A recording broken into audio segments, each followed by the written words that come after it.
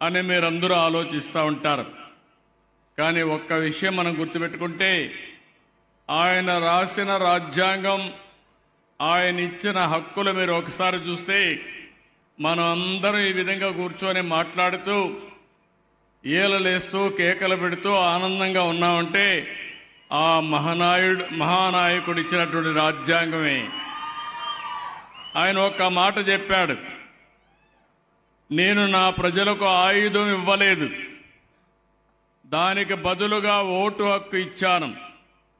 ఇప్పుడు దానిని ఉపయోగించుకుని ధీరుడిలా అవుతారో లేదంటే దాన్ని నమ్ముకుని బానిసలుగా మారతారో వారి చేతుల్లో ఉందన్నాడు. అంటే ఎగ్జాక్ట్గా మొన్న ఎలక్షన్లో జరిగింది. 14-19లో ఈ మాత్రం కూర్చొని ఎప్పుడన్నా ఆనందంగా నవ్వుకున్న సందర్భాలు ఉన్నాయా అని మిమ్మల్ని అడుగుతున్నా. ఉన్నాయా తమ్ముళ్ళు అని అడుగుతున్నా. అమరావతిని ఎడారిగా అభివర్ణించారు, శ్మశానంగా అభివర్ణించారు, పైశాచిక ఆనందాన్ని పొందారు. కనీసం ఇక్కడ ఒక్క పని కానివ్వకుండా అన్ని పనులు అడ్డుపడ్డారు. అలాంటి సందర్భంలో ఇక్కడే కాదు, రాష్ట్రం అంతా ఇదే పని. ఇప్పుడు ఫ్రీగా వచ్చారు, అరిసేవాళ్ళు అరుస్తున్నారు, కేకలు పెట్టేవాళ్ళు పెడుతున్నారు. మా ఆడపిల్లలైతే ఫోటో కోసం ఎప్పుడు ఇస్తారు అడుగుతున్నారు, డిమాండ్ చేస్తున్నారు. ఇక్కడ మీటింగ్లు కూడా వర్చువల్ మీటింగ్ పెట్టుకున్నాం. ఒకరు ఆస్ట్రేలియా నుంచి వచ్చి చెప్పారు, ఒకరు కెనడా నుంచి వచ్చి మాట్లాడారు. అంటే మనం ఒక స్వేచ్ఛా వాతావరణంలో మనం మాట్లాడుకుంటున్నాం. ఇంత మునుపు ఈ మారిగా వచ్చేవాళ్ళు కాదు. నేను చాలాసార్లు చూశాను, కానీ నా చరిత్రలో ఎప్పుడూ చూడనటువంటి రాజకీయం 14-19లో చూశా.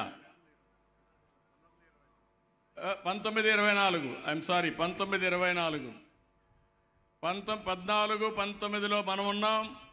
స్వర్ణయుగం. ఆ రోజు అన్ని పనులు చేశా. 19 నుంచి 24 వరకు నాలాంటి వాడు కూడా బయట రాలేని పరిస్థితి వచ్చింది. అంటే ఎంత భయంకరంగా అంటే అంత భయంకరంగా రోజులు జరిగాయి. ఈరోజు మీరు ఎవ్వరిని తీసుకురాలేదు, వద్దంటే మీరు వస్తున్నారు. అది మీ ఉత్సాహం, నా మీద ఉండే అభిమానం, పార్టీ పైన ఉండే ప్రేమ. ఆ రోజు బలవంతంగా తోలకొచ్చేవాళ్ళు, మీటింగులు పెట్టేవాళ్ళు. కడాన మనుషులు పారిపోతామంటే కందకాలు కూడా దువ్వారు చుట్టూరు, ఎవరు పారిపోకుండా.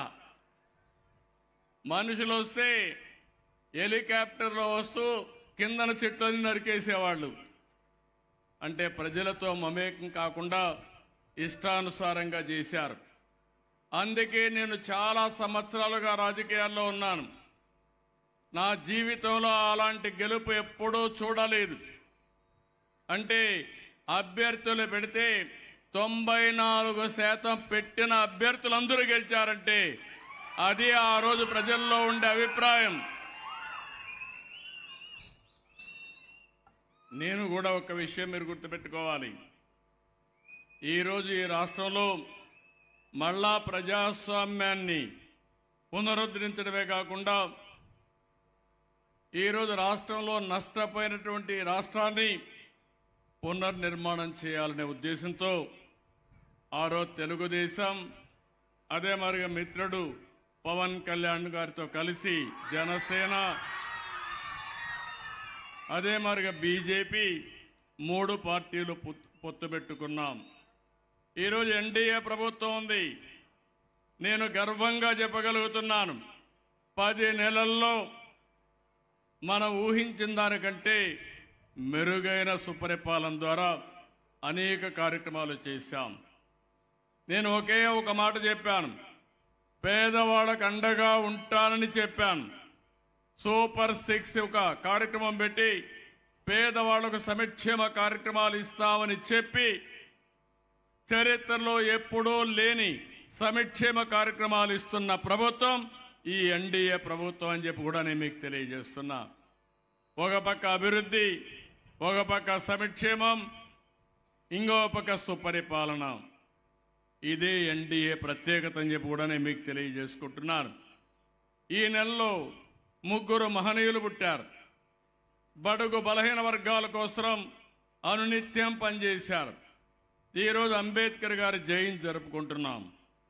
మొన్ననే మీరు చూస్తే జగజీవన్ రామ్ గారి యొక్క జయంతి ఉత్సవాలు జరుపుకున్నాం. ఆ తర్వాత మనం అందరం ఆలోచిస్తే ఏదైతే మహాత్మా పూలే వెనుకబడిన వర్గాల కోసం త్యాగం చేశారు, వారి జయంతి జరుపుకున్నాం. ఈ ముగ్గురు నాయకుల యొక్క జయంతి జరుపుకునే సందర్భంగా నేను ఒకటే మిమ్మల్ని కోరుతున్నాను. బడుగు బలహీన వర్గాల కోసం పనిచేసిన వ్యక్తులు మీరందరూ ఈరోజు ఎన్డీఏ ప్రభుత్వం, వ్యక్తిగతంగా నేను ఎప్పుడు పేద ప్రజలకు అండగా ఉంటానని మరొక్కసారి మీ అందరికీ హామీ ఇస్తున్నా. అది నిలబెట్టుకుంటా. అయితే ఒక్కొక్కసారి ఇలాంటి నాయకుల్ని ఒకసారి స్మరణకు తెచ్చుకోవాల్సిన అవసరం ఉంది. ఈరోజు డాక్టర్ బాబా సాహెబ్ అంబేద్కర్ అయితే 1891 ఏప్రిల్ 14న మహారాష్ట్ర మౌబీ జిల్లాలో మహో గ్రామంలో పుట్టారు. ఆయన అసలు పేరు భీమ్రావ్ రాంజీ అంబేద్కర్. అందరి మాదిరిగా ఈ రోజుట్లోనే చాలా సమస్యలు ఉన్నాయి. ఆ రోజుట్లో ఒకసారి గతాన్ని ఆలోచించండి.